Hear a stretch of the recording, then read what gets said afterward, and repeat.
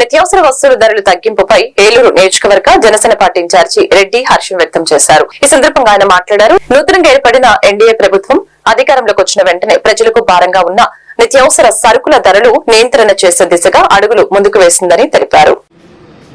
నమస్తే అండి.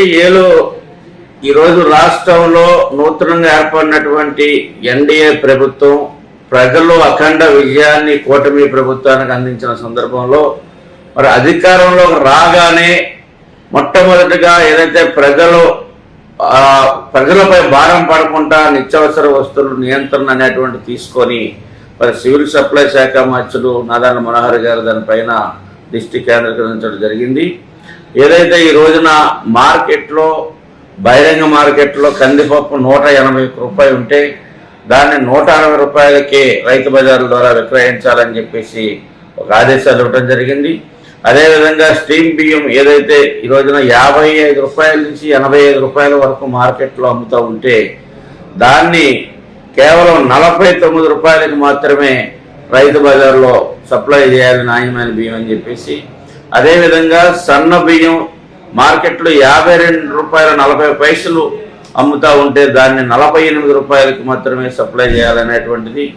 అదేవిధంగా ఈ రోజున ఏదైతే కులగణాలు ఉన్నాయో ఈ రోజున బీసీలకి అనేకమైనటువంటి సంక్షేమ కార్యక్రమాలు కానీ పెన్షన్లో భాగం కానీ ఈరోజు ప్రతి డోర్ టు డోర్ తిరిగి బీసీ కులగణన అనేది జరుగుతూ ఉంది. ప్రజలు కూడా అప్రమత్తంగా ఉండి వచ్చినటువంటి అధికారులకు వారి యొక్క కులాన్ని వారి యొక్క సమాచారాన్ని అందించి ప్రభుత్వం ద్వారా వచ్చేటువంటి యొక్క స్కీములన్నీ కూడా తీసుకోవాల్సిందిగా తెలియజేస్తున్నాం.